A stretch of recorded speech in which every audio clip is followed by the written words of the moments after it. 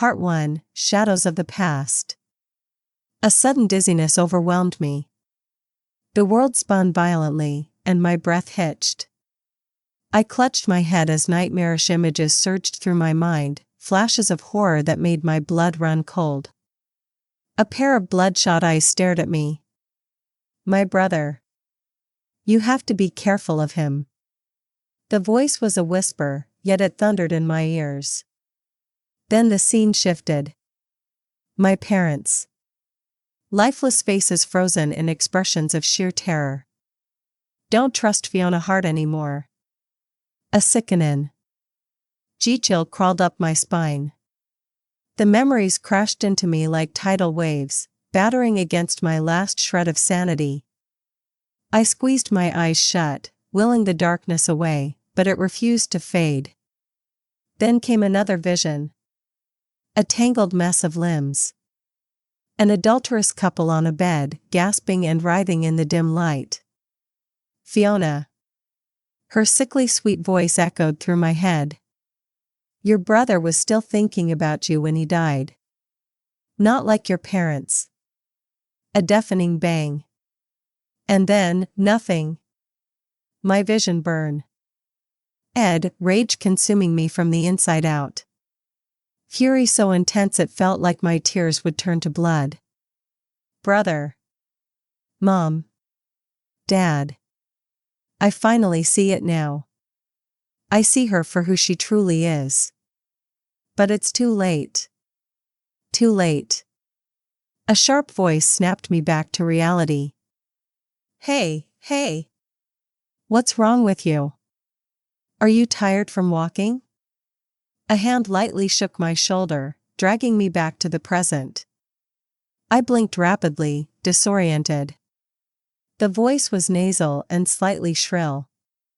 Fiona Hartt. She stood before me, looking concerned. Her hand still on my shoulder. For one horrifying moment, I forgot where I was. My body tensed, instinct screaming at me to lunge at her, to drag her down with me, to make her pay. Then another voice interrupted, filled with sharp mockery. Oh, stop acting all high and mighty, Sophie Reed. We've barely walked a few steps and you're already exhausted? What are your legs made of? Tofu? My head snapped to the source of the voice. Lucy Young. My breath caught. My heart pounded wildly against my ribs. No. That's not possible. Lucy Young was dead. She had died 2 years ago. My fingers went numb, my entire body freezing in place. This wasn't right. My surroundings came into sharp focus. A boutique near our university. I recognized it instantly. I had been here before. This place stood out in my memory because I had countless arguments here. Trading insults with customers. The one I had the most conflicts with? Lucy Young. I stared at her, unable to breathe. She looked alive. Too alive. The same as she had been back then. I turned to Fiona. My mind screamed as I took in her appearance. The perfectly maintained, elegant face I remembered was gone. Instead, she wore a cheap, faded t-shirt. Her hair was tied into 2 limp braids. She looked younger. So much younger. My chest tightened. This can't be real. Yet, the truth slowly slithered into my mind. I had been reborn. I was back in my freshman year. The year Fiona Hartt became my roommate. The year my nightmare began. Fiona was about to carefully craft her image, bright, hard-working, inspiring, slowly becoming the campus goddess everyone adored. And me? Her so-called best friend. The fool who would introduce her to my brother, paving the way for her plans. I had been a stepping stone for her. And when I was no longer useful, she plotted against me. She ensured the deaths of my family. In the end, she took everything. Every last cent. But now, she stood before me, oblivious to what was coming. This time, it will be different. Fiona held up 2 dresses, one in each hand. She tilted her head, feigning concern and guilt. I'm so sorry, Sophie. I was so focused on picking clothes for you that I didn't realize you were tired. Why don't we check out first? My eyes dropped to the dresses. Neither were my size. Suppressing the wave of hatred flooding through me, I forced a smile. Sure. Let's check out. Fiona visibly relaxed. She had assumed I would pay, just like before. Holding the 2 dresses against me, she tilted her head thoughtfully. The light blue one makes you look fairer. But the black one is slimming. Which do you like better? She batted her eyelashes. Or, maybe you should just buy both. I lowered my gaze, masking the cold, calculatin' hatred in my eyes. In my past life, I was stupid enough to fall for your tricks. But this time? I would be the one to trap you. Hearing my response, Fiona's breath hitched for a split second.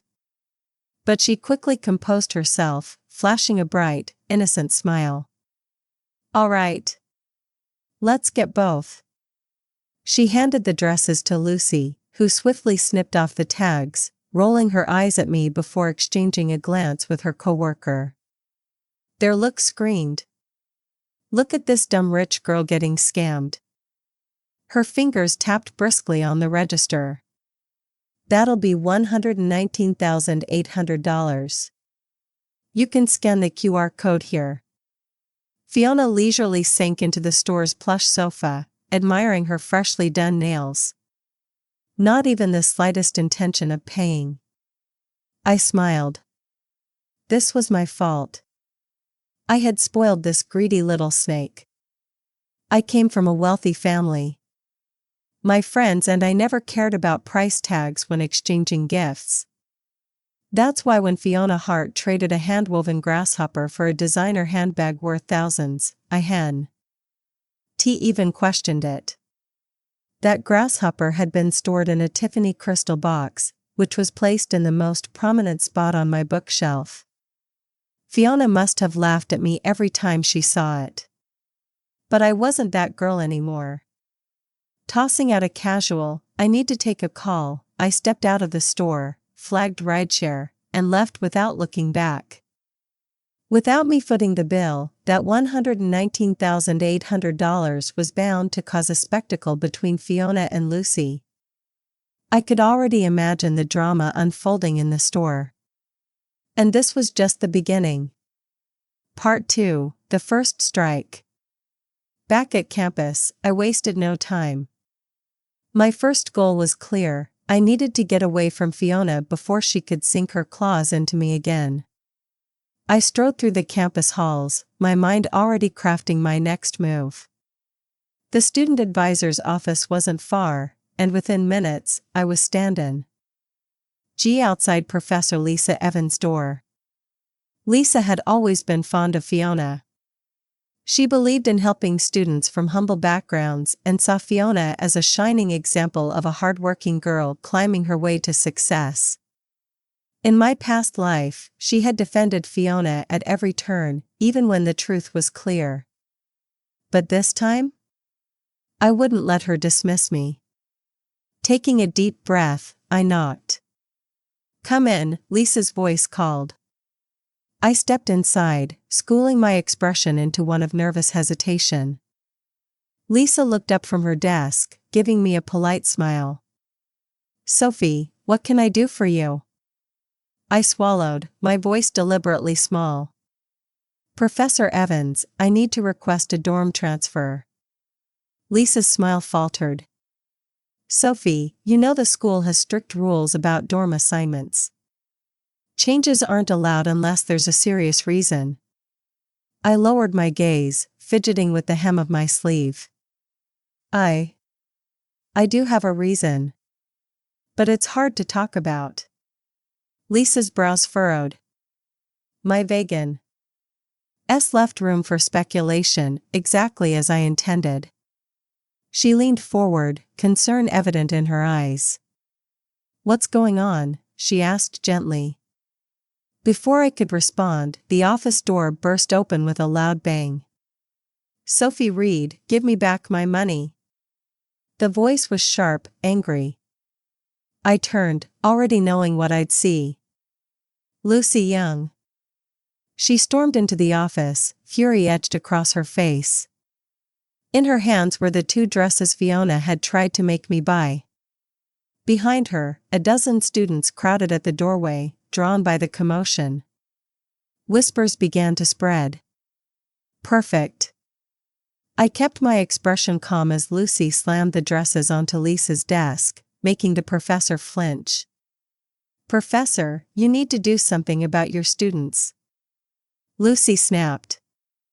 I'm just a sales associate, selling clothes to make a living. But this girl, she jabbed a finger at me, came into my store, tried on clothes, had me running around for hours, then walked out without paying. I already cut the tags. Who's covering the cost? Lisa's eyes flicked toward me, uncertainty creeping into her gaze. The gathered students gasped, their whispers growing louder. Didn't they say Sophie Reed's family is rich? Maybe she looks down on people who work regular jobs. Lucy Young was good. She knew exactly how to stir public opinion. But she underestimated me. I let the moment stretch before I sighed, shaking my head with disappointment. Then, I turned to Lucy, my voice calm, unwavering. You must be mistaken. I didn't buy any clothes today. Lucy's smirk widened. Oh, really? You were the one trying them on. You've shopped at our store before. I have records.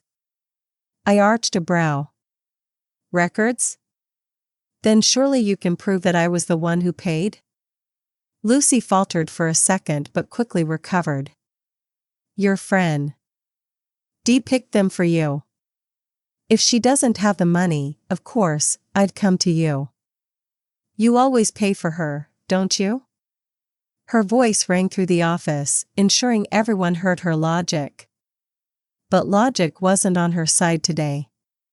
Slowly, deliberately, I picked up the dresses and held them against my frame. The tight fit of my clothes underneath made it clear that my body shape was completely incompatible with these size S dresses. The room fell into silence. Then, I let out a soft, cold laugh. Lucy Young, do you even have a brain? The words hit like a whip. Lucy's face reddened with anger. I stepped closer, towering over her. Let's ignore the fact that these cheap, third-rate clothes don't meet my standards. Even if your store sold high-end brands, with someone like you working there, everything would still be trash to me. Lucy's mouth opened in shock. Around us, the students murmured in realization. She's right. If the dresses aren't even her size, how does this make sense? Wait, so Sophie didn't actually buy them? I turned to Lisa Evans, shifting gears before Lucy could react. Professor, do you understand now why I requested a dorm transfer? Lisa looked puzzled, but I pressed on. Fiona said she picked these dresses for me. But she deliberately chose her own size and still expected me to pay.